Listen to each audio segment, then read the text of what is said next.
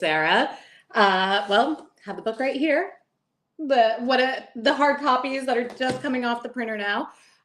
This book is about a group of friends from college that reunite for a weekend in wine country that's supposed to be all lovely glasses of wine and rolling vineyards and good times and reminiscing. And some of that happens, but one of them also ends up dead. And you have to read all the way through to find out why, who it was, and what's going to happen afterwards. Oh my gosh. Well, we have so much to talk about, and I can't wait to get into every delicious detail. But first, I'm just going to welcome everybody. So we are streaming live to 6 different destinations across Facebook and YouTube. So welcome, mystery and thriller loving friends. No matter where you're watching from, you're in the right place. This is the right time. It is Mystery Monday, and because Mondays can be murder, we're going to make it a little less painful and get your week off to a killer start. So if you've been here before, you know the drill. Welcome back. And if you're new, welcome, friends. We're so happy you're here. Here's the drill. Every Monday, I give you my hand-picked featured authors, and you get to ask them anything.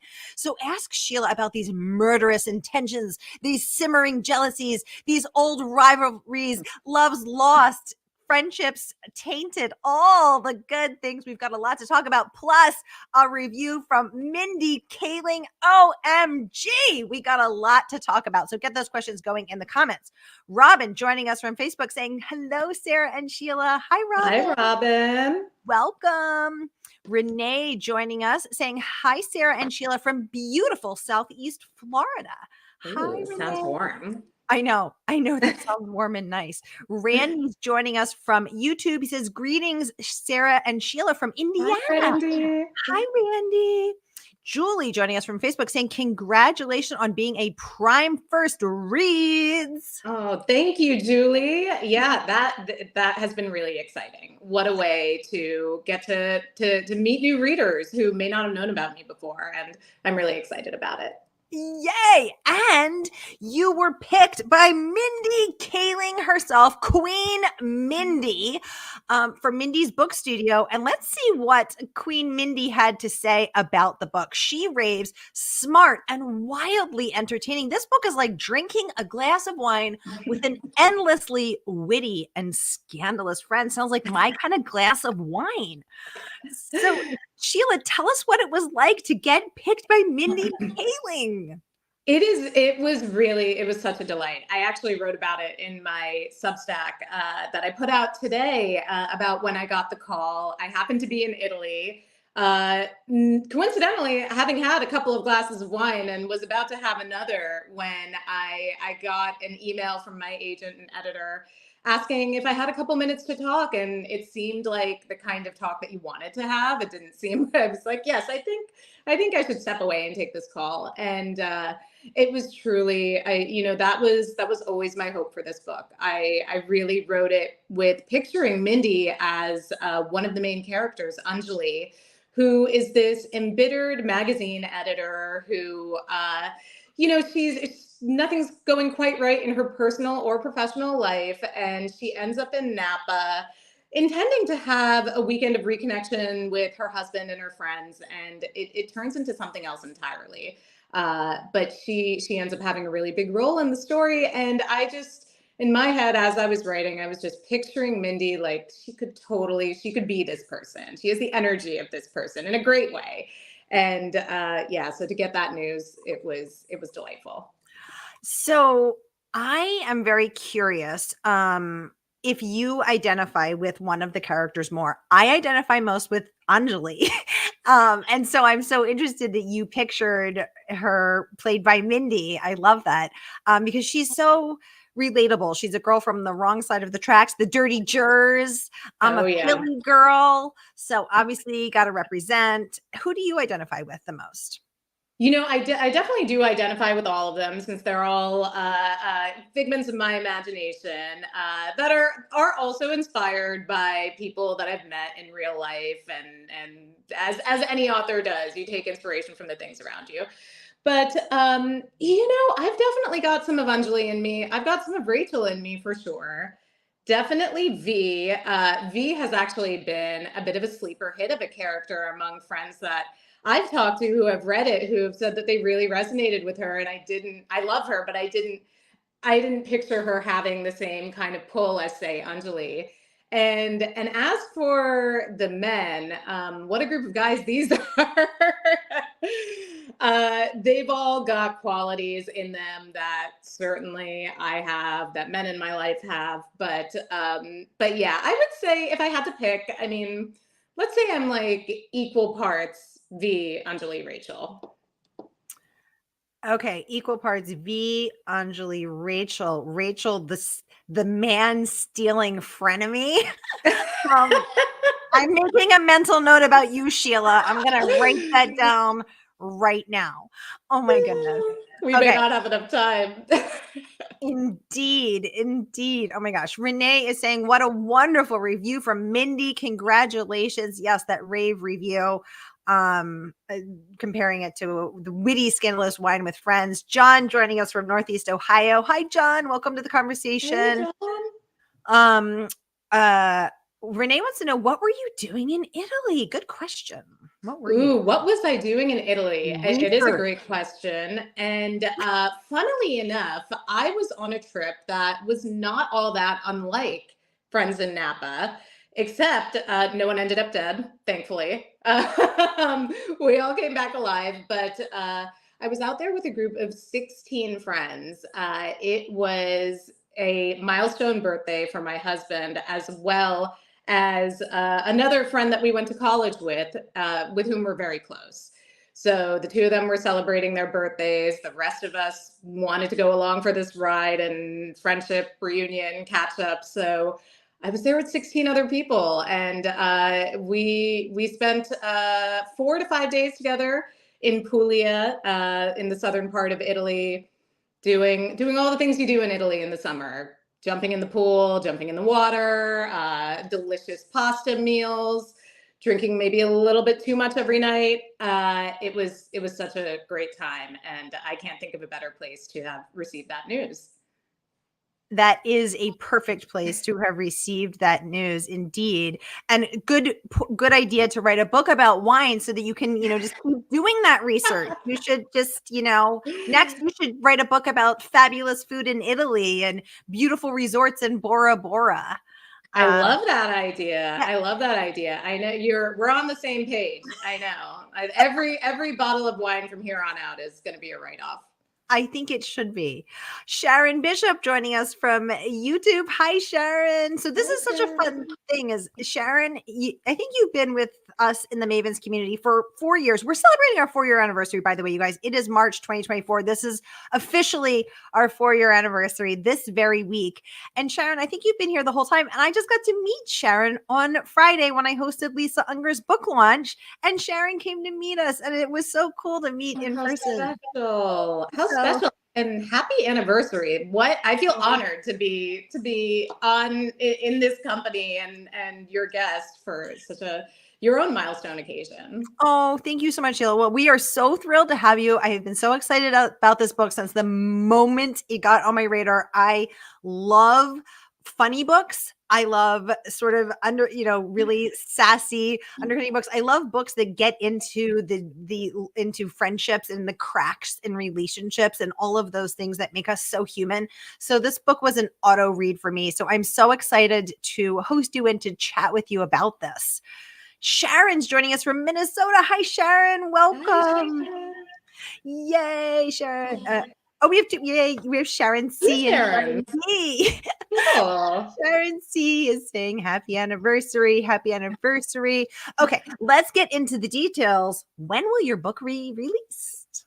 It will be available everywhere on April 1st. And if you are a Amazon Prime member, you can actually download the digital version right now for free to read on Kindle or iPad. You just have to sign up for the Amazon First Reads newsletter, and they'll send you a link and you can make your pick. And for all of us who love paper books, me, you can pre-order right now. I'm a girl who likes to hold a real book. I like to stick my nose in the spine, from our favorite woman-owned independent bookstore. And here it is, Murder by the Book. So click and pre-order your copy of Friends in Napa. Renee says April 1st. Is that a joke? I know. When I found that out, I was like, wait a minute, really? April Fool's Day? But it is not a joke. This is not a drill. This this lovely, it looks perfect on any coffee table or nightstand. It drops on April 1st. Yay, not a drill. Okay. So Sheila, tell us, having written a book that takes place in Napa, what is your wine of choice? We gotta know. Ooh, it depends on the day and the time and the situation, but I will say right now, we just had daylight savings time. I'm in Los Angeles where it's getting a little bit warmer. I'm thinking about a Lambrusco.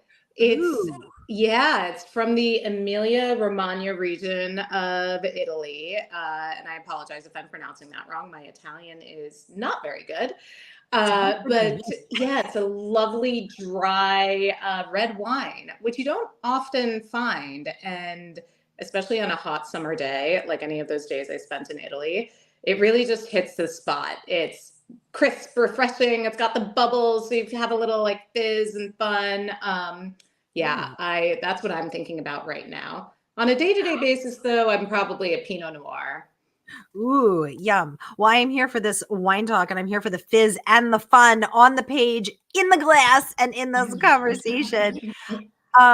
Sheila, I forget who said it, but someone said, write drunk, edit sober. Do you enjoy a glass of wine while you're writing?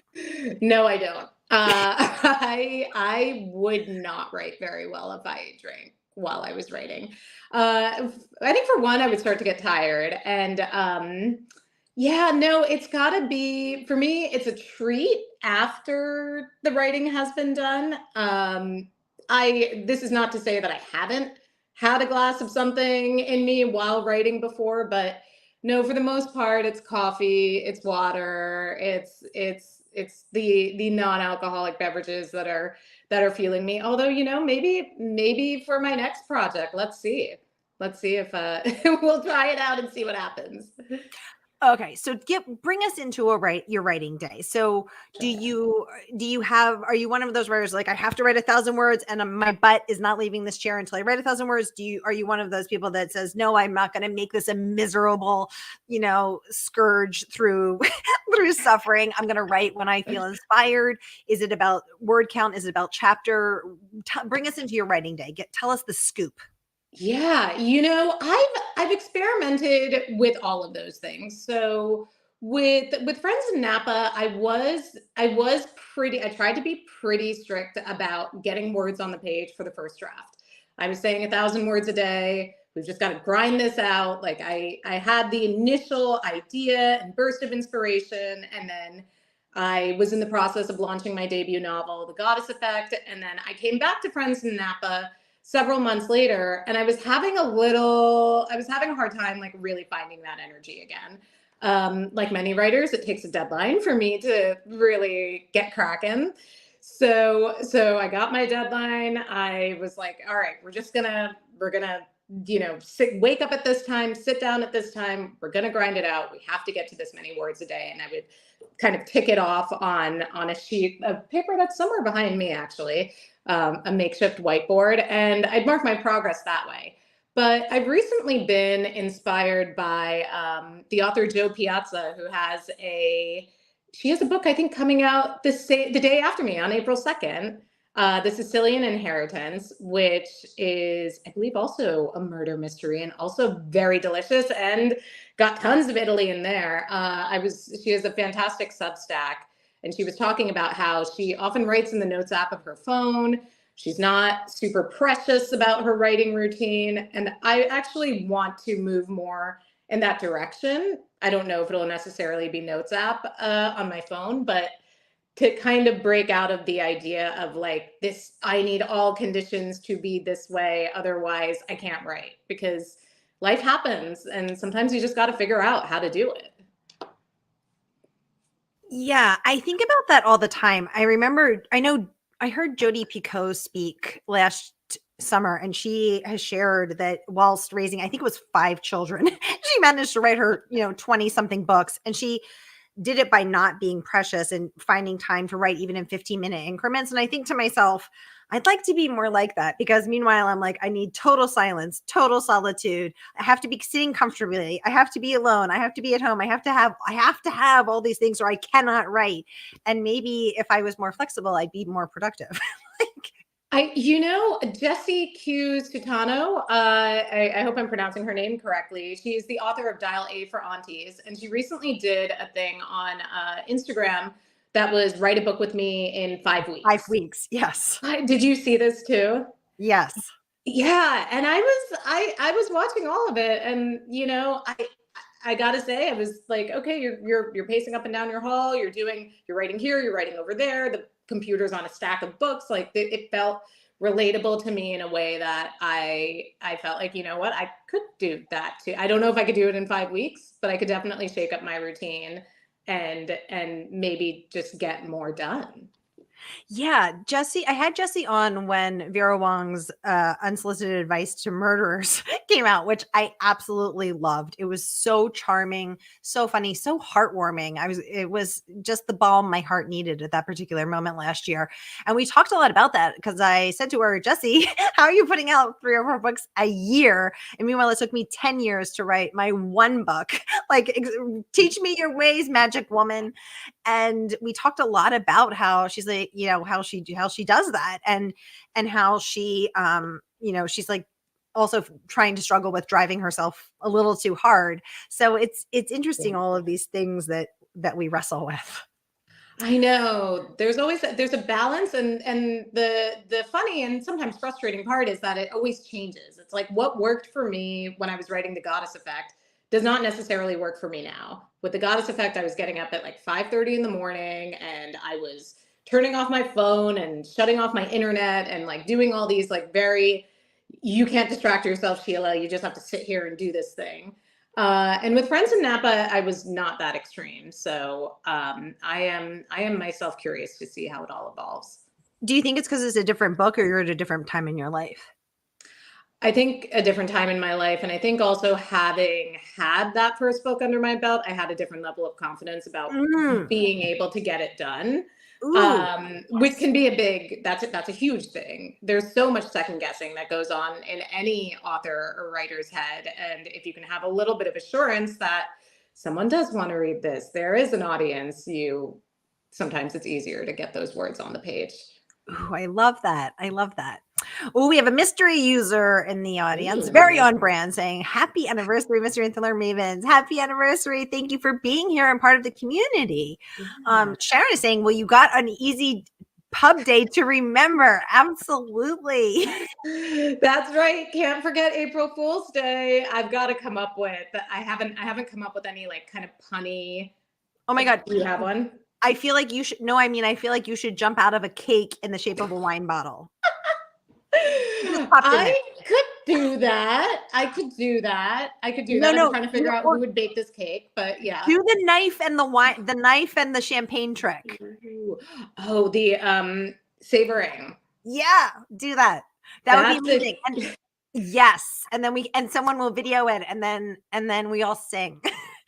I might have to hire a professional for that, or else this will be a whole different conversation. Like the author who savored off her thumb. Oh my God, who savored off her writing thumb. Yeah, we don't need that. Renee's wondering if you can spell your favorite wine. It was Lambrusco. Is that with an Lambr? That's right. Okay, perfect. Renee, here is that spelling for you, my love. That is actually, I have a very dear friend who's Sicilian, who was a wine dealer for 20 years in New York. And that's her favorite wine as well. She's the one who introduced me to the wonders of the Lambrusca. I know it doesn't get enough love. It's obviously very popular in certain parts of Italy, but over here we think Prosecco and champagne for bubbles. And then of course there's some very bubbly or very sweet carbonated wines here too. But Lambrusco, I don't know. Maybe this will be the summer of Lambrusco. I'd love to make it happen. This is the summer of the Lambrusco. Melissa Watson joining us from Australia saying, hello there, Sara and Sheila. Hello, Melissa. Renee says, your husband cannot disturb you. That should be the rule for writing. Absolutely. Tell him that. We're still thinking about the 5 weeks that Jesse Q. Sutanto did. I know Sharon saying that sounds like, she said, I'm not a writer, but that sounds crazy. I think we're all in awe of Jesse Q. Sutanto writing, like 4 books a year. 100%. I'm told. And she has a life. Like she has, I think, 2 daughters and she and her husband they go out to dinners and she has friends and it's not, she's not just like glued to her computer. I find it really impressive. Yeah. I don't know how she does. She lives in Indonesia. She flew over for Thriller Fest in June. We hung out in person. She's an awesome person and not just like glued to her computer. Like she's actually out and about and fabulously fashionable. It's amazing. I don't know who this person is. I think she's probably not a real human. She's like a robot. She has powers that we don't. So did you feel more pressure writing this book, your second book, after The Goddess Effect? Yes and no. In some ways, I was able to have more fun with it because it didn't feel like, The Goddess Effect is fictional, but of course, like many first novels, there was a good amount of me in it. With this book, it felt like, okay, pressure's off a little bit. Like I've already got something out there that really speaks to my experience and my life up until this point. I can create characters that I would want to hang out with or that I would love to hate. At the same time, there's also, I had very nice things said about The Goddess Effect, and you don't want to have a sophomore slump and you would like to continue to entertain people and want them to buy your book. So I definitely, wanted to put something out there that would kind of keep building on the success of The Goddess Effect and be worthy of the attention. How do you feel now heading into your third book? Well, we are, there's not a ton I can say about it right now, but I feel good. I feel like ready to start something new. I've got the wheels are turning. We're going to figure out exactly what that is, but I'm excited. There's nothing like kind of being at the beginning of a new project. I say this as I'm not hardcore writing anything right now. I'm sure once I get into it, I'll be tearing out my hair and wishing that I was not at the beginning of anything. I feel like I like the beginning. It feels like it's like that feeling of January 1st where you're just looking out at a whole brand new year and you're like, I have all the time and all the possibilities versus November. You're like, oh my God, I have 45 days and I haven't done my goals.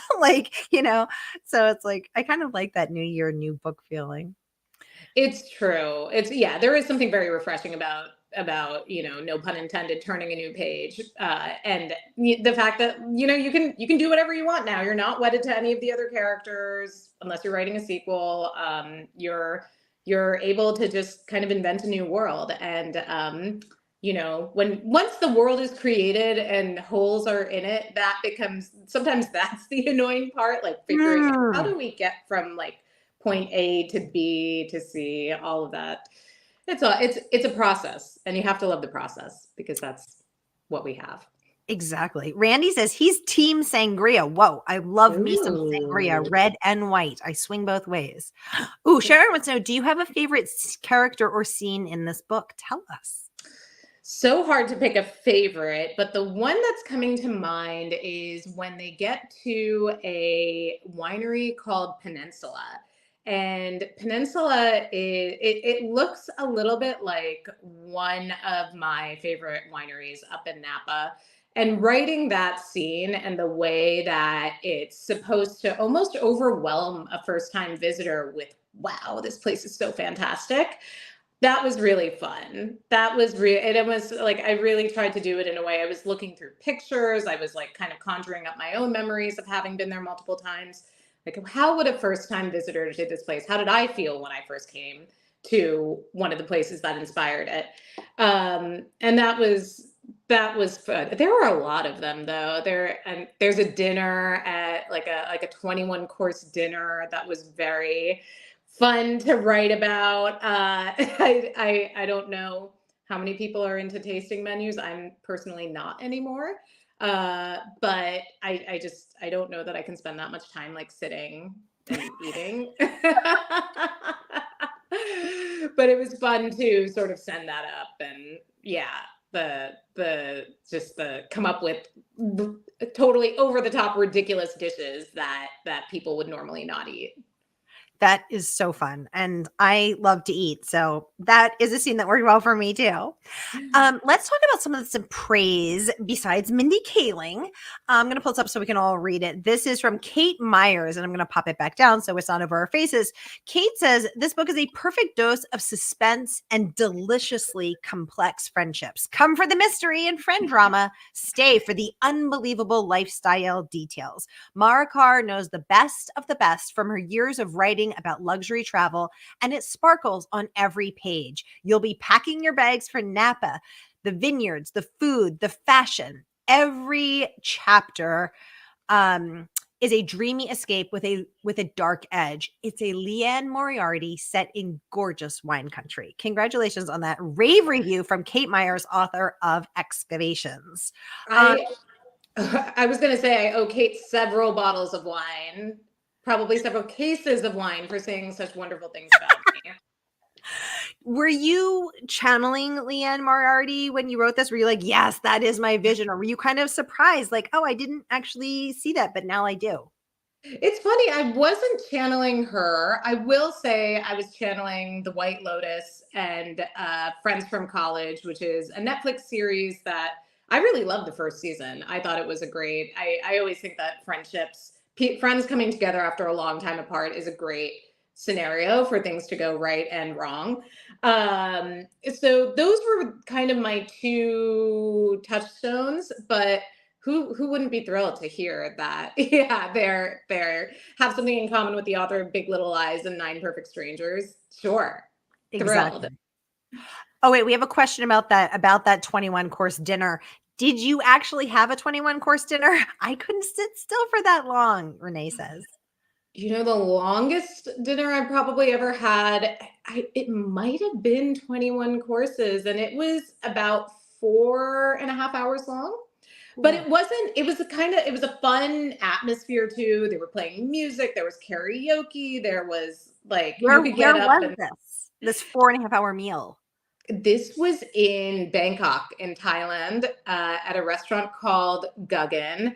And and the chef himself makes a cameo in Friends in Napa because his style of cooking, and I'm lucky enough to call him a friend as well, but he's really one of these like rock star chefs that going to dinner at his restaurant is like going to see your favorite rock band. Like you're in for a show. There, like I said, there's going to be music, there's going to be lots of wine and cocktails, and he's going to interact with you. I think there were maybe like 20 of us in the room. So yeah, everyone got to kind of know each other, and that was a really fun 21 course meal. But I've had maybe not that many courses. I've had some where I have felt like, oh, I want to get up and leave right now. Oh my God. I love to eat. I will sit all night long if you keep bringing me food. Just come on, keep it coming. I love to cook and I love to eat. So that sounds amazing. Sheila, let's look at this fabulous review from Avery Carpenter Forey. She's I'm going to pop it up here so we can all read it together. She is the author of Social Engagement, saying Friends in Napa hits like that first sip of a good bottle, refreshing and juicy, impossible to put down, a sharply observed escape about relationships gone sour and the delicious exploits of the uber rich. Sheila Yasmin Marikar is a massive talent with heavy pours of wit and hilarity. I love how Avery seamlessly made that like a wine review, but made it about the book. This is the most clever review I think I've ever seen. She is an artist with her words. I know she can come up with stuff that it would just never even occur to me. But she really, I am so thankful to her for that. But yeah, and her book Social Engagements is an absolute delight. If you're looking for a satire of millennial wedding culture plus some suspense plus some like mystery, it's such a good one. But that, yeah, I mean, I need to send champagne to everyone for saying such nice things about me. Well, I want to talk about what she honed in on about the friendships. What do you want people to leave your book with?